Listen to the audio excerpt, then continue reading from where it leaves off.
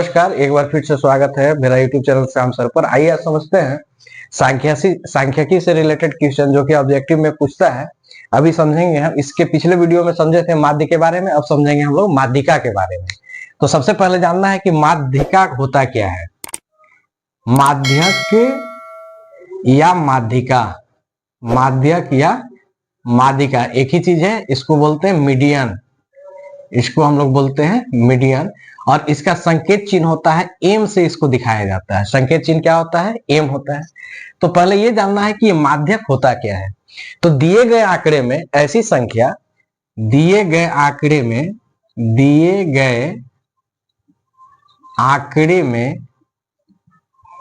ऐसी संख्या, दिए गए आंकड़े में ऐसी संख्या जो पूरे आंकड़े को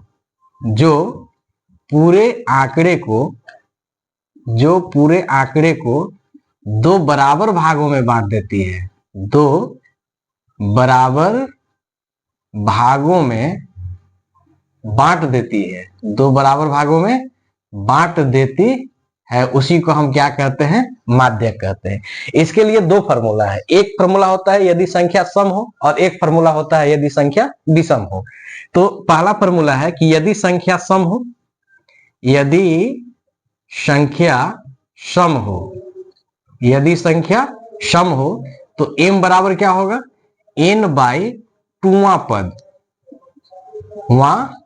पहला सूत्र होता है। दूसरा सूत्र होता है कि यदि संख्या विषम हो, यदि संख्या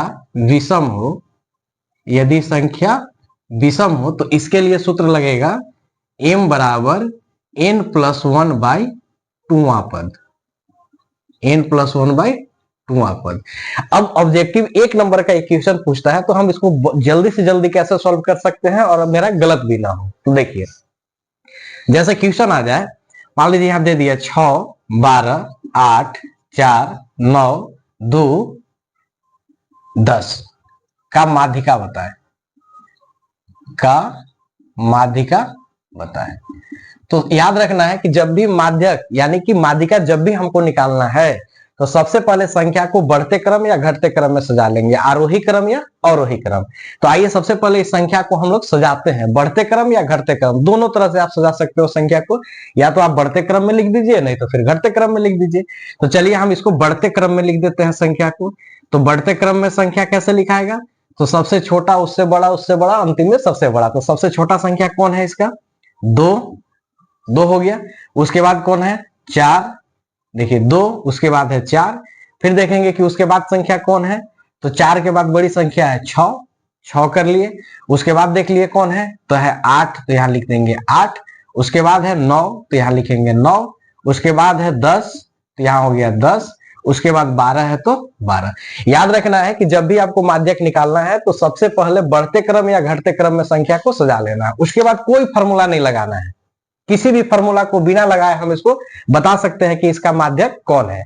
देखिए कैसे बता सकते हैं, इसका परिभाषा ही है कि दिए गए आंकड़े में ऐसी संख्या जो पूरे आंकड़े को दो बराबर भाग में बांट देती है, उसको हम क्या कहते हैं? माध्यिका कहते हैं। तो इस संख्या को गिन लेंगे, कितना संख्या है? 1, 2, 3, 4, 5, 6, 7।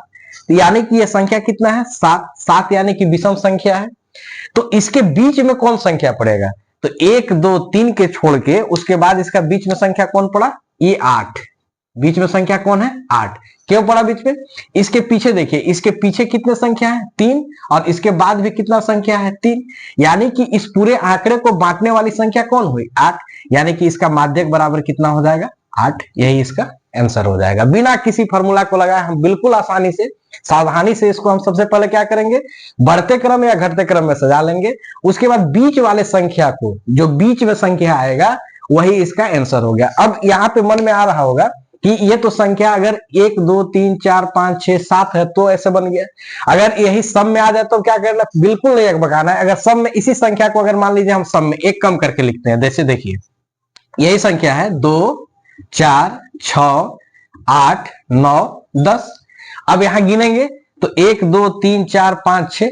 अब ये 6 हो गया। किसी एक को लेंगे तो ये पूरे आंकड़े को बराबर बराबर नहीं बांटेगा, तब क्या करना है? तब भी वही काम करना है। देखिए क्या करेंगे, 1, 2, 3, इधर अगर हम 6 को लेते हैं तो इसके पीछे 2 संख्या और इसके पीछे 3 संख्या, तो गलत हो जाएगा। तब क्या करेंगे, माध्यक बराबर, यहां देखिए कैसे निकालते हैं, माध्यक बराबर गिन लेंगे, वही काम करेंगे। 1 2 तीसरा संख्या कितना है, तो तीसरा संख्या के स्थान पर आ रहा है 6, उसका एक अगला संख्या ले लेंगे। तो उसका एक अगला संख्या क्या है, 8।